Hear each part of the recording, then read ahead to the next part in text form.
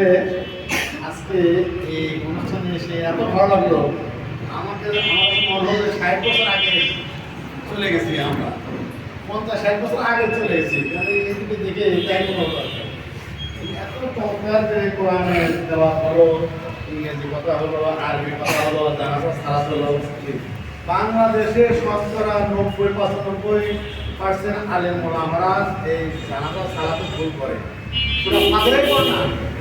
আমি একটা ঘটনা বলি, মানে আমি তো ধানমন্ডি মানে কাঁঠালবাজার থাকি, এই 5 থেকে ধানমন্ডি এইটা হাঁটাহাঁটি বা দৌড়াদৌড়ি পাঠাম।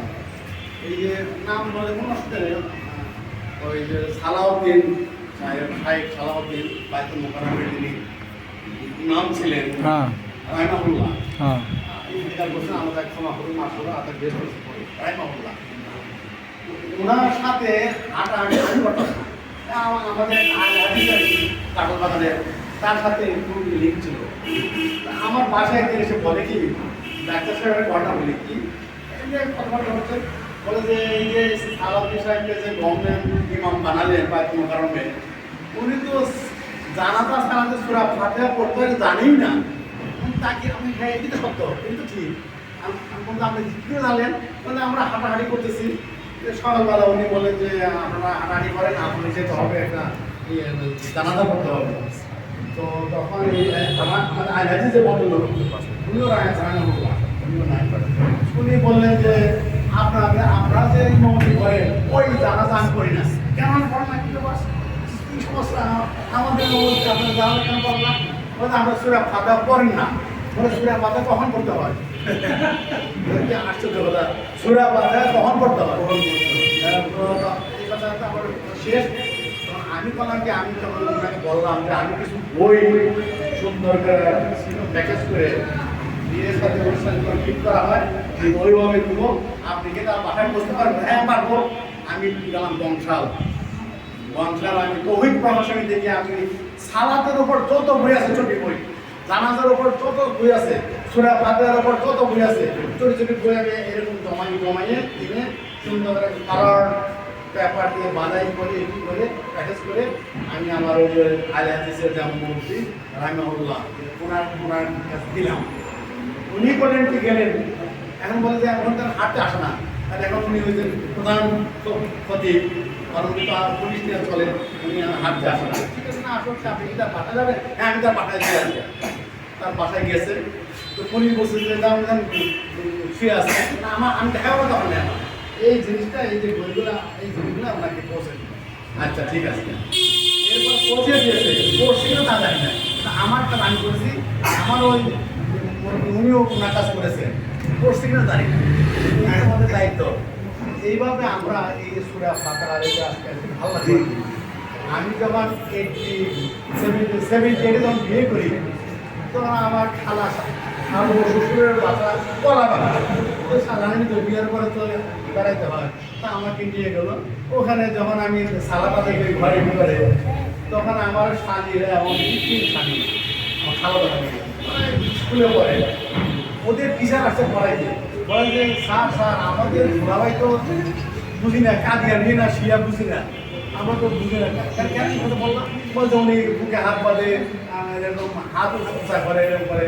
তো তখন ওই টিচার যে টিচার হলো মুসলিম, টিচার মুসলিম, এই কাটাবনের ওখানে ওই প্রোগ্রামে জড়িত। সে বললো দেখো আমি তো মুসলিম, আমি কারণ বলছি যে আমি লার্নিং শিখছি, তোমার ভোলারাই সঠিক পথে আছে, আর আমরা সবাই ভ্রান্ত পথে আছি। এই জিনিসগুলো আমাদের আসলে সমস্যা সব জায়গায়, আমার মতো অভিজ্ঞতা আপনাদেরও আছে।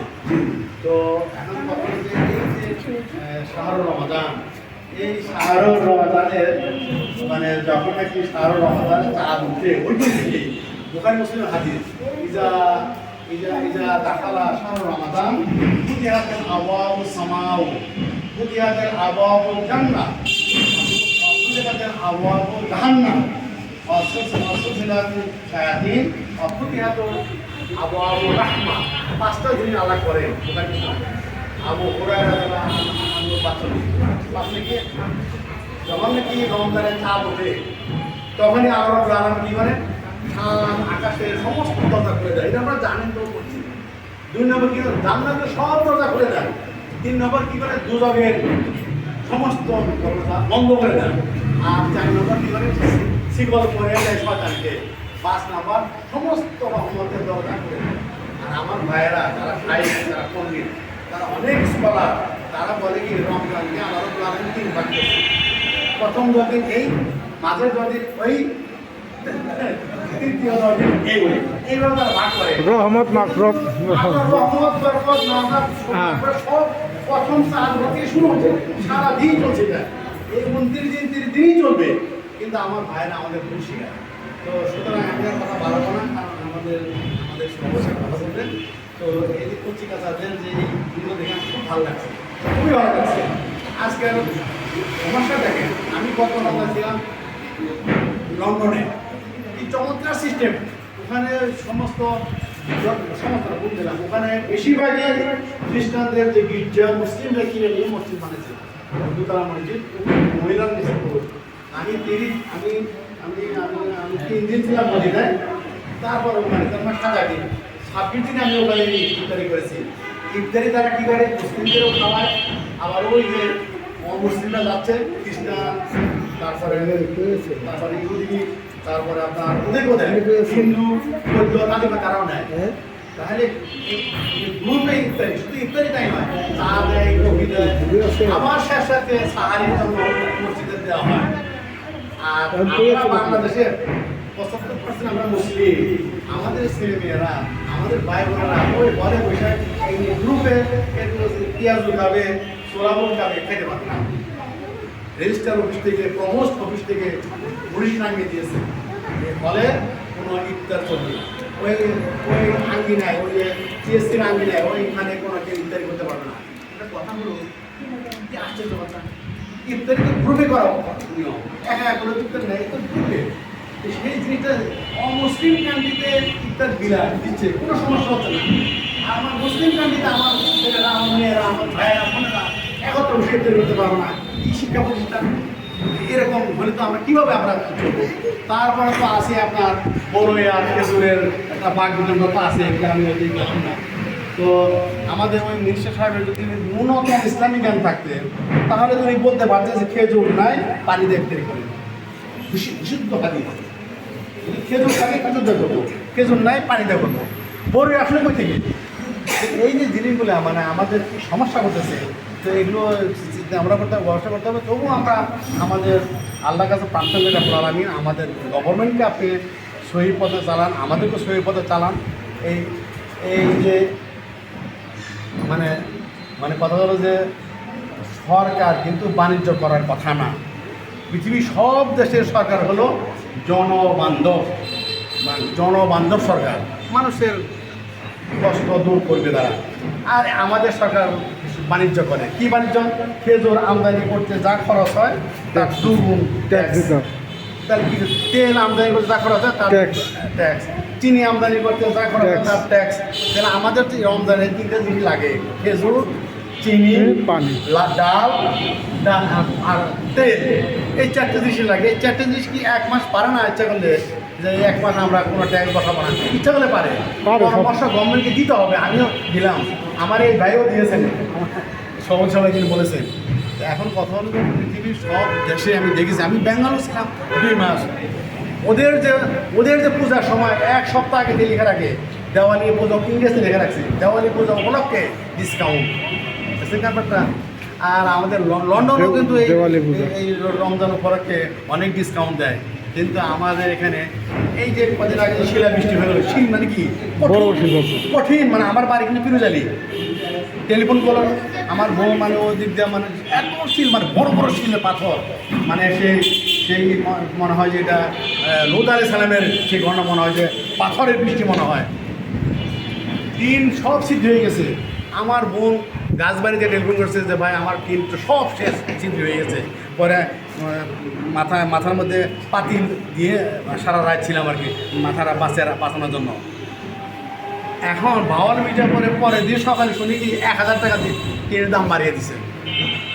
আরও কমাবে রমজান মাসে। আমার ভাইদের দিন নষ্ট হয়ে গেছে, আমরা একটা 1000 কম নেই। আমরা এটা পাই না কেন? কেন আমরা পাই না? আমরা তো ডিসকাউন্ট করতে পারি, কেউ কেউ করে, কেউ কেউ করে। তো এই জিনিসগুলো আমাদের খেয়াল রাখতে, আমরা যারা ব্যবসা করি আমরা তো লিখতে পারি যে রমজান উপলক্ষে 10% ডিসকাউন্ট, তা আমরা লিখি না। আমরা তো এটা করতে পারি, প্র্যাকটিস করতে পারি, কিন্তু আমাদের এই অভ্যাসটা আমরা নাই। সুযোগ পেলে আমরা দাম বাড়িয়ে দিই। এই যে দুধের দাম কেমন, ডিমের দাম কী অবস্থা হচ্ছে। সুতরাং আমি আপনাদেরকে বলবো যে আমরা যাতে রমজান প্রতি মাসে আসবে, প্রতি বছরে আসবে, আল্লাহ আকবার, আল্লাহ রাব্বুল আলামিন। এই জন্যে ভালো মানুষ হওয়ার একটা কারখানা। লাল রকম তাত্তাকুন, আমি তাত্তাকুনের অনেক ব্যাখ্যা দিবে আলিম ওলামারা, বহু কথা বলবে, বহু রচনা লেখা যায়, তাত্তাকুন সম্বন্ধে বহু কথা বলা যায়। আমি মনে করছি যে ভালো মানুষ এইটা আমার কাছে বেশি পছন্দ হয়। ভালো মানুষ তৈরি কারখানা হলো এই এই এই মানে রমজান মাস। পাঠ্যপুস্তক কী? আল কোরআন। মেডিসিন কি? সিয়াম। সুতরাং ভালো মানুষের প্রতিযোগিতায় আমরা আছি, ইনশাআল্লাহ আমরা ভালো মানুষের হওয়ার জন্য। ভালো মানুষ হলে বাড়ির উপকার, পাড়ার উপকার, মহল্লার উপকার, গ্রাম শহর উপকার, দেশ উপকার হবে, রাষ্ট্র উপকার হবে। সুতরাং ভালো মানুষের ট্রেনিংটা হলো এই কোরআন অধ্যয়ন করা, বোঝা, আমল করা, প্রচার করা। আর এই সিয়াম হলো এটার মেডিসিন। এইগুলি আমি আমার শেষ করছি। আমা আলাইনা ইল্লাল বালাগ। আসসালামু আলাইকুম ওয়া রাহমাতুল্লাহ। ওয়ালাইকুম আসসালাম ওয়া রাহমাতুল্লাহ। ওয়ালাইকুম আসসালাম ওয়া রাহমাতুল্লাহি ওয়া বারাকাতুহু। মাশাআল্লাহ, জাযাকাল্লাহু খাইরান। সম্মানিত আমাদের সহসভাপতি রাব্বুল আলামিনের ধন্যবাদ জানাচ্ছি প্রবেশ করার জন্য।